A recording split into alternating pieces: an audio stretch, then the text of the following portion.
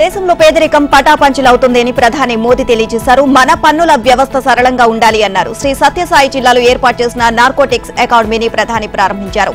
వెనుకబడిన సత్యసాయి జిల్లాలో ఏర్పాటు చేసిన నాసిన్ ప్రముఖ శిక్షణా సంస్థగా సుపరిపాలనకు సరికొత్త కేంద్రంగా మారుతుంది అన్న ఆశాభావాన్ని ఆయన వ్యక్తం చేశారు. ప్రజలకు సుపరిపాలన అందాలి అని ఆయన కోరారు. రామరాజ్యంలో పన్నుల వ్యవస్థ ఎంతో సరళంగా ఉండేది అన్నారు.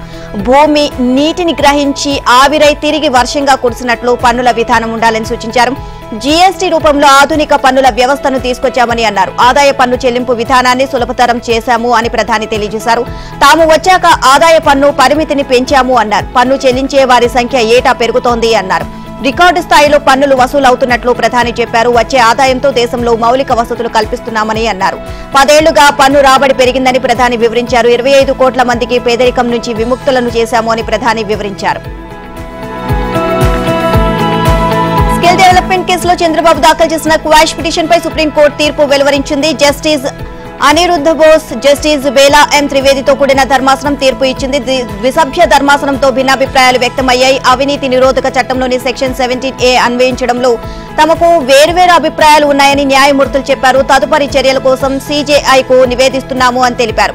చంద్రబాబుపై కేసులు తగిన అనుమతులు లేకుండా ముందుకు వెళ్లారు అని జస్టిస్ అనిరుద్ధ్ బోస్ అన్నారు. కేసుల నమోదుకు ముందు CID తగిన అనుమతి తీసుకోవాలని అభిప్రాయపడ్డారు. సెక్షన్ 17A కింద ముందస్తు అనుమతులు తప్పనిసరి అని పేర్కొన్నారు. అనుమతులు లేకపోతే అది చట్టవిరుద్ధమని తీర్పులో వెల్లడించారు. 2018 చట్ట సవరణ కంటే ముందు జరిగిన నేరాలకు ఆ సెక్షన్ వర్తించదని జస్టిస్ బేలా ఎం త్రివేది తెలిపారు.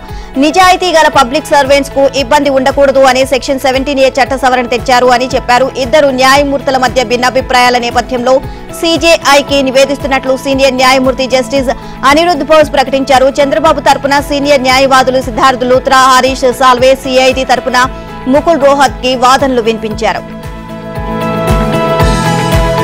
వైసీపీ సర్కార్పై అంగన్వాడీలో ఆగ్రహం వ్యక్తం చేస్తున్నారు. తమ వేతనాలు పెంచే వరకు సమ్మె కొనసాగిస్తాము అని అంగన్వాడీలు తేల్చి చెప్పారు. కర్నూలులో అంగన్వాడీలు చేపట్టిన సమ్మె 36 రోజులు దాటింది.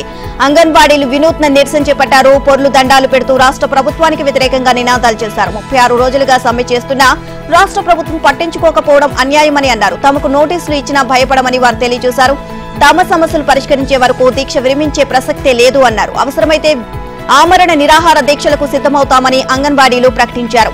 తూర్పుగోదావరి జిల్లాలో అంగన్వాడీలు సమ్మెను కొనసాగించారు. ఉండ్రాజవరంలో నిరసన కార్యక్రమాన్ని చేపట్టారు. అంగన్వాడీల ఉద్యమానికి పలువురు మద్దతు పలికారు. సమస్యల పరిష్కారానికి సంతకాల సేకరణ చేపట్టారు. వివిధ వర్గాల ప్రజలు మద్దతు పలకడంపై అంగన్వాడీ కార్మికులు హర్షం వ్యక్తం చేశారు. తమ న్యాయమైన కోరికలను నెరవేర్చాలి అని ప్రభుత్వాన్ని డిమాండ్ చేశారు.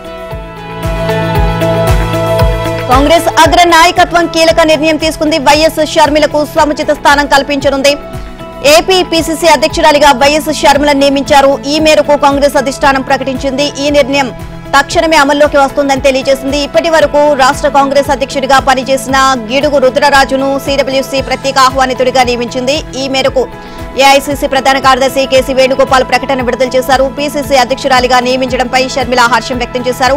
కాంగ్రెస్ జాతీయ అధ్యక్షుడు మల్లికార్జున ఖర్గే, అగ్రనేత రాహుల్ గాంధీకి కృతజ్ఞతలు తెలిపారు. PCC అధ్యక్షురాలి పదవి ఇచ్చినందుకు ధన్యవాదాలు అన్నారు. రాష్ట్రంలో పార్టీ పునరుద్ధరణకు శక్తివంచన లేకుండా కృషి చేస్తాను అని హామీ ఇచ్చారు. రాష్ట్రంలో పార్టీకి గత వైభవం తీసుకువచ్చేందుకు పెద్దలు సీనియర్లతో కలిసి చిత్తశుద్ధితో పనిచేస్తా అని ఎక్స్ లో షర్మిల పేర్కొన్నారు. వైఎస్ఆర్ తెలంగాణ పార్టీని స్థాపించిన షర్మిల ఇటీవల కాంగ్రెస్ లో చేరారు. షర్మిల తన పార్టీని కూడా కాంగ్రెస్ లో విలీనం చేశారు. ఢిల్లీలో AICC అధ్యక్షుడు మల్లికార్జున ఖర్గే, అగ్రనేత రాహుల్ గాంధీ ఆమెను పార్టీలోకి ఆహ్వానించారు. షర్మిల కాంగ్రెస్ లో చేరినప్పుడే ఏపీ బాధ్యతలు అప్పగిస్తారు అనే ప్రచారం జోరుగా జరిగింది. దాన్ని నిజం చేస్తూ కాంగ్రెస్ అధిష్టానం ఏపీ PCC చీఫ్ బాధ్యతలను ఆమెకు కట్టబెట్టింది. తెలంగాణ సీఎం రేవంత్ రెడ్డి దావోస్ లో బిజీగా గడిపారు. ప్రపంచ ఆర్థిక ఫోరం అధ్యక్షుడితో సీఎం భేటీ అయ్యారు. హైదరాబాద్ లో 4వ పారిశ్రామిక విప్లవ కేంద్రం C4IR ఏర్పాటుపై సంయుక్త ప్రకటన చేశారు. బయో ఏషియో సదస్సులో ఫిబ్రవరి 28న C4IR ప్రారంభం అవుతుంది అన్నారు. ప్రపంచ ఆర్థిక ఫోరం లక్ష్యాలకు అనుగుణంగా రాష్ట్ర ప్రభుత్వ ఆలోచనలు ఉంటాయి అని స్పష్టం చేశారు.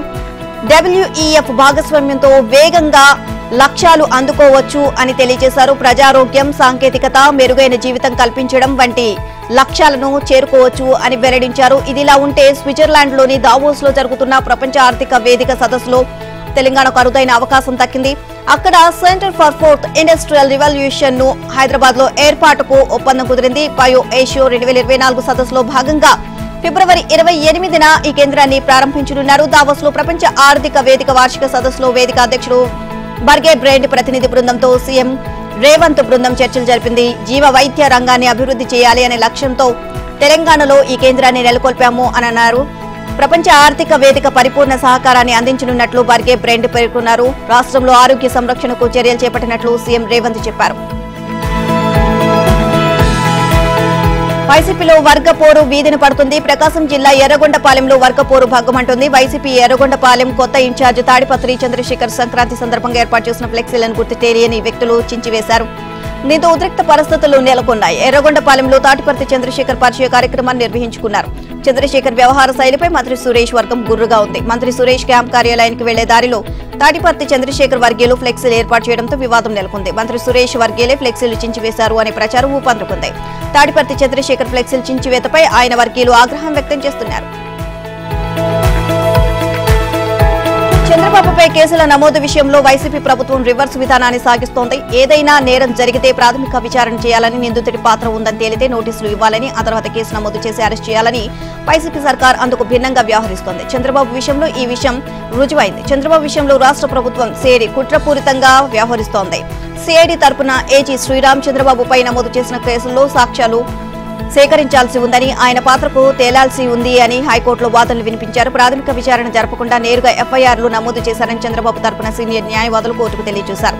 దీనికి హైకోర్టు కూడా ఏకీభవించింది. కక్ష సాధింపు చర్యల్లో భాగంగా చంద్రబాబుపైకి వైసీపీ ప్రభుత్వం సిఐడి ఆయుధాన్ని ప్రయోగించింది. 6 కేసుల్లో ఇరికించింది. ఇవి కాక అంగళ్లు ఘటనలో అన్నమయ్య జిల్లా ముదివేడు పోలీసులు చంద్రబాబుపై మరో కేసు నమోదు చేశారు. ఈ 7 కేసుల్లో చంద్రబాబు నిందితునిగా ఉన్నారు. అవినీతి నిరోధక సవరణ చట్టంలోని సెక్షన్ 17A ప్రకారం గవర్నర్ నుంచి ముందస్తు అనుమతి తీసుకోకుండా కేసు నమోదు చేశారని, దాన్ని కొట్టివేయాలని చంద్రబాబు హైకోర్టును సిపిఎం తెలంగాణ రాష్ట్ర కార్యదర్శి తమ్మినేని వీరభద్రానికి గుండెపోటు వచ్చింది. ఖమ్మం జిల్లా తెల్దారుపల్లిలోని తన నివాసంలో వీరభద్రానికి గుండెపోటు రాగా ఆయన కుటుంబ సభ్యులు వెంటనే ఖమ్మంలోని ప్రైవేట్ ఆసుపత్రికి తరలించారు. వెంటనే ఆయనకు ప్రాథమిక చికిత్స అందించారు. గతంలో కూడా ఆయనకు గుండెపోటు రావడంతో చికిత్స చేయించారు. పరిస్థితి ఆందోళనకరంగా మారడంతో ఆయన హైదరాబాద్ ఏఐజీ ఆసుపత్రికి తరలించారు. అక్కడ ప్రత్యేక వైద్య చికిత్సలు అందిస్తున్నారు. గుండెపోటుతో పాటు ఆయన ఊపిరితిత్తుల్లో నీరు చేరినట్లు ఏఐజీ ఆసుపత్రి వైద్యులు తెలియజేశారు. తిరుమలలో పార్వేట ఉత్సవాన్ని టీటీడీ అధికారులు ఘనంగా నిర్వహించారు. ఏటా కనుమ పండుగ రోజున ఈ ఉత్సవాన్ని టీటీడీ అత్యంత వైభవంగా నిర్వహిస్తుంది. అందులో భాగంగా ఇవాళ తిరుమలలో పార్వేటి ఉత్సవాన్ని టీటీడీ వేడుకగా నిర్వహించింది. దుష్ట శిక్షణ శిష్ట రక్షణలో భాగంగా పశుపాలకుడైన శ్రీనివాసుడు గద, విల్లంబు, నందకం చేతపట్టి క్రూర జంతువులపై వేట సాగించడాన్ని పార్వేట ఉత్సవం అంటారు. ఏటా కనుమ రోజున పార్వేట ఉత్సవాన్ని నిర్వహించడం ఆనవాయితీ. మలయప్ప స్వామి బంగారు తిరుచిలో, శ్రీకృష్ణ స్వామి వెండి తిరుచిలో ఊరేగింపు నిర్వహించారు.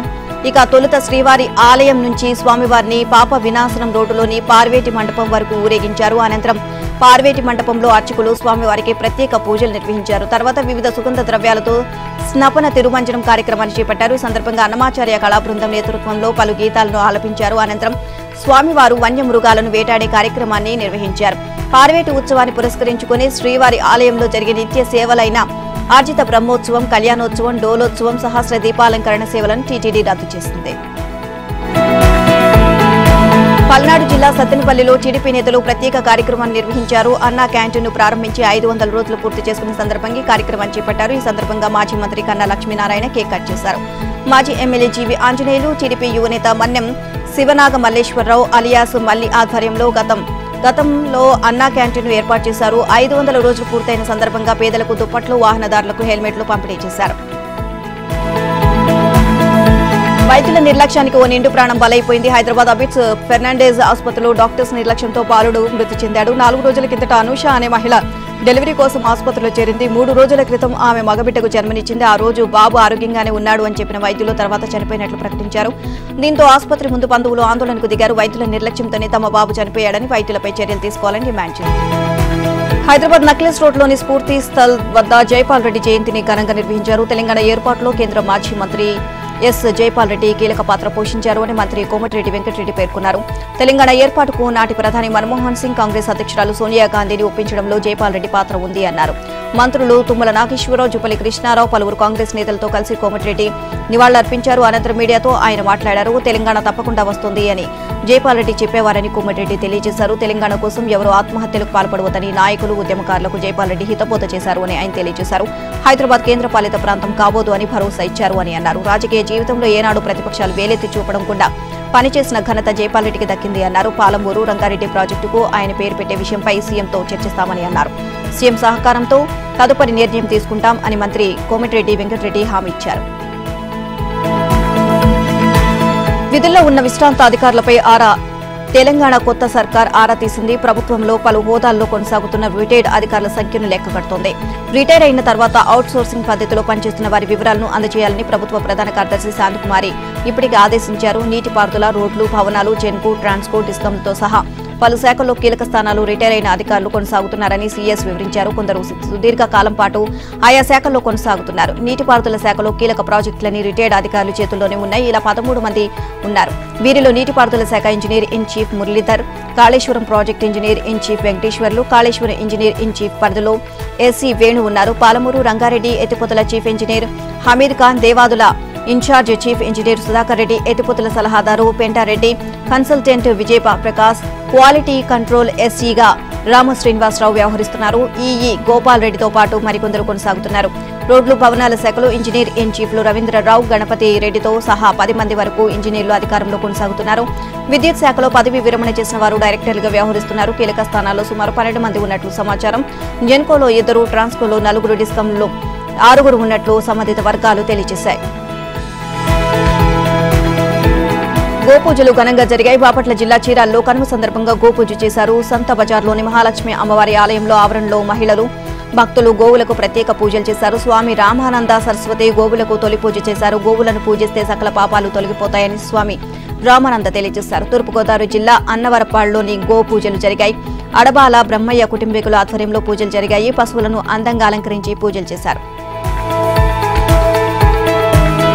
తెలంగాణ రాష్ట్ర రవాణా శాఖ మంత్రి పొన్నం ప్రభాకర్ కీలక సూచనలు చేశారు. సమ్మె నిర్ణయంపై లారీ డ్రైవర్లు పునరాలోచించాలి అని సలహా ఇచ్చారు. హిట్ అండ్ రన్ కి సంబంధించిన సెక్షన్ను ఇప్పట్లో అమలు చేయబోమని కేంద్ర హోంశాఖ కార్యదర్శి అజయ్ భల్లా ప్రకటించారు. ఇదే విషయాన్ని మంత్రి పొన్నం ప్రభాకర్ స్పష్టం చేశారు. భవిష్యత్తులో అమలు చేయాల్సి వస్తే డ్రైవర్లు, లారీ యజమానులతో చర్చిస్తామని అన్నారు. చర్చించిన తర్వాతే నిర్ణయం తీసుకుంటామని అజయ్ భల్లా ఇప్పటికే హామీ ఇచ్చారని మంత్రి పొన్నం చెప్పారు. కొన్ని గుర్తింపు లేని సంఘాలు ఇవాళ సమ్మె చేయాలని భావిస్తున్నట్లు తమ దృష్టికి వచ్చింది అన్నారు. సమ్మె నిర్ణయాన్ని గుర్తింపు పొందిన సంఘాలతో పాటు మెజారిటీ సంఘాలు వ్యతిరేకిస్తున్నాయని అన్నారు. కొత్త చట్టం రాష్ట్ర పరిధిలోనిది కాదని కేంద్ర ప్రభుత్వ పరిధిలోంది అని పొన్నం తెలిపారు.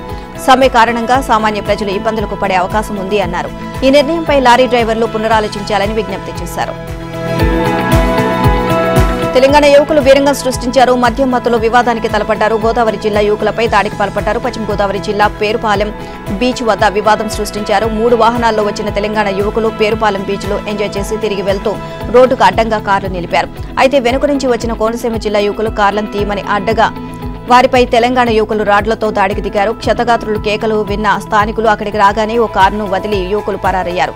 ఈ సంఘటనలో తీవ్ర గాయాలని 4గురిని చికిత్స నిమిత్తం ఆసుపత్రికి తరలించారు. మరోవైపు పేరుపాలెం బీచ్లో అసాంఘిక కార్యక్రమాలు పెరిగిపోతున్న పోలీసులు పట్టించుకోవడం లేదు అని స్థానికులు మండిపడుతున్నారు. బీఆర్ఎస్ కార్యనిర్వాహక అధ్యక్షుడు కేటీఆర్ కీలక వ్యాఖ్యలు చేశారు. పవర్లూమ్ వస్త్ర పరిశ్రమ సంక్షోభంలోకి వెళ్లకుండా చూడాలి అని సలహా ఇచ్చారు.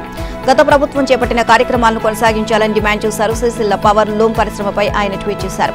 గత 10 సంవత్సరాల్లో అక్కడ పరిశ్రమ ఎంతగానో అభివృద్ధి చెందింది అని వివరించారు. తమ ప్రభుత్వ హయాంలో నేతన్నల జీవితాలు మెరుగుపడడమే కాకుండా వారి కార్యకలాపాలను విస్తరించారు అని పేర్కొన్నారు. బీఆర్ఎస్ ప్రభుత్వం అందించిన సహకారమే దీనికి ప్రధాన కారణమని అన్నారు. కాంగ్రెస్ ప్రభుత్వం కూడా పవర్లూమ్ పరిశ్రమకు అండగా నిలవాలని కోరారు. పవర్లూమ్ వ్యవస్థ బలోపేతానికి చర్యలు తీసుకోవాలని కోరారు. ప్రభుత్వ సహకారం ఉంటే మరింత ప్రగతి సాధించే అవకాశం ఉంది అన్నారు. తమిళనాడులో ఉన్న తిరువూరు వస్త్ర పరిశ్రమతో సమానంగా పోటీ పడే ఛాన్స్ ఉంది అన్నారు. ప్రభుత్వం వెంటనే స్పందించుకుంటే పరిశ్రమ తీవ్ర సంక్షోభంలోకి వెళ్తుంది అని కేటీఆర్ హెచ్చరించారు.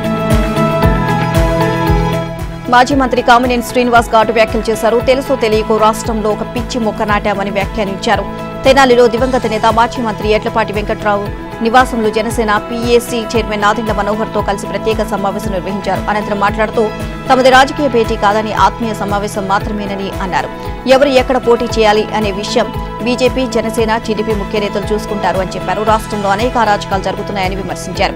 కరెంటు, పెట్రోల్, నిత్యావసరాల ధరలు పెంచిన ప్రభుత్వం రోడ్లు, మౌలిక సదుపాయాల కల్పనలో విఫలమైందని ఆరోపించారు. ప్రజలు తమ వంతు పాత్ర పోషించాల్సిన సమయం ఆసన్నమైంది అన్నారు. తమ పిల్లల భవిష్యత్తు కోసం ప్రజలు ఆలోచించి మంచి నిర్ణయం తీసుకోవాలని సూచించారు.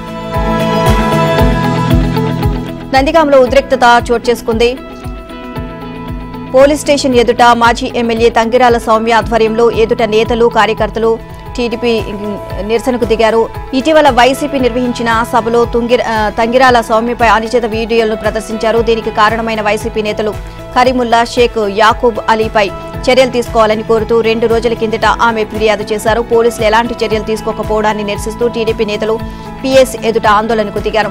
CM Jagan, MLA Mondithoka Jaganmohan Rao, MLC Arun Kumar కు వ్యతిరేకంగా నినాదాలు చేశారు. నిందితులను అరెస్ట్ చేయకపోతే ఆందోళన కొనసాగిస్తామని హెచ్చరించారు. దీంతో అక్కడ పెద్ద ఎత్తున పోలీసులు మోహరించారు. టీడీపీ నియోజకవర్గ పరిశీలకుడు కనపర్తి శ్రీనివాసరావుపై నందిగామ రూరల్ సీఐ నాగేంద్ర కుమార్ దుర్భాషలాడారు. దీనిపై తంగిరాల సౌమ్య తీవ్ర ఆగ్రహం వ్యక్తం చేశారు.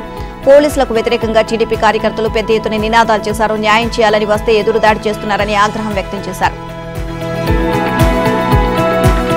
ఏపీ ఉద్యోగుల సంఘం రాష్ట్ర అధ్యక్షుడు సూర్యనారాయణకు సుప్రీంకోర్టులో ఊరట లభించింది. ముందస్తు బెయిల్ మంజూరు చేస్తూ జస్టిస్ అభయ్ ఎస్ ఓకా, జస్టిస్ ఓజల్ భుయాన్లు ధర్మాసనం తుది తీర్పు ఇచ్చింది. ఈ కేసుకు సంబంధించి సెప్టెంబర్ 17న న్యాయస్థానం మధ్యంతర బెయిల్ మంజూరు చేసింది. ఈ సందర్భంగా రాష్ట్ర ప్రభుత్వానికి నోటీసులు ఇచ్చి విచారణకు సహకరించాలని సూర్యనారాయణను ఆదేశించింది. అనంతరం 2 సార్లు విచారణకు వచ్చినప్పటికీ రాష్ట్ర ప్రభుత్వం నుంచి సరైన స్పందన రాలేదు. దీనిపై సుప్రీం ధర్మాసనం ఆగ్రహం వ్యక్తం చేసింది. ఈ నెల 12 విచారణకు వచ్చిన సందర్భంలో 41A కింద నోటీసులు ఇచ్చినట్లు ప్రభుత్వం తరపు న్యాయవాది కోర్టుకు తెలియజేశారు. దీనిపై స్పందించిన న్యాయస్థానం సూర్యనారాయణ ఎన్నిసార్లు విచారించారో వివరాలు సమర్పించాలని ఆదేశించింది. మరోసారి పిటిషన్ విచారణకు రావడంతో ఒకసారి మాత్రమే విచారణకు పిలిచామని, అందుకు సహకరించారు అని కోర్టుకు తెలియజేశారు. ఆయన పలుకుబడి ఉన్న వ్యక్తి అయినందున ముందస్తు బెయిల్ ఇస్తే సాక్ష్యాలు తారుమారు అయ్యే ప్రమాదం ఉందని వాదనలు వినిపించారు. సూర్యనారాయణ తరపున సీనియర్ న్యాయవాది సిద్ధార్థ లూత్రా వాదనలు వినిపించారు. ప్రభుత్వ న్యాయవాది తప్పుడు సమాచారం ఇస్తున్నారు అనే విషయాన్ని కోర్టు దృష్టి. భారత టెన్నిస్ సింగిల్స్ ఆటగాడు సుమిత్ నగాల్ ఆసక్తికర వ్యాఖ్యలు చేశారు. ఆర్థిక ఇబ్బందుల్లో ఉన్నప్పుడు భారత స్టార్ క్రికెట్ విరాట్ కోహ్లీ అండగా నిలిచారని చెప్పుకొచ్చారు.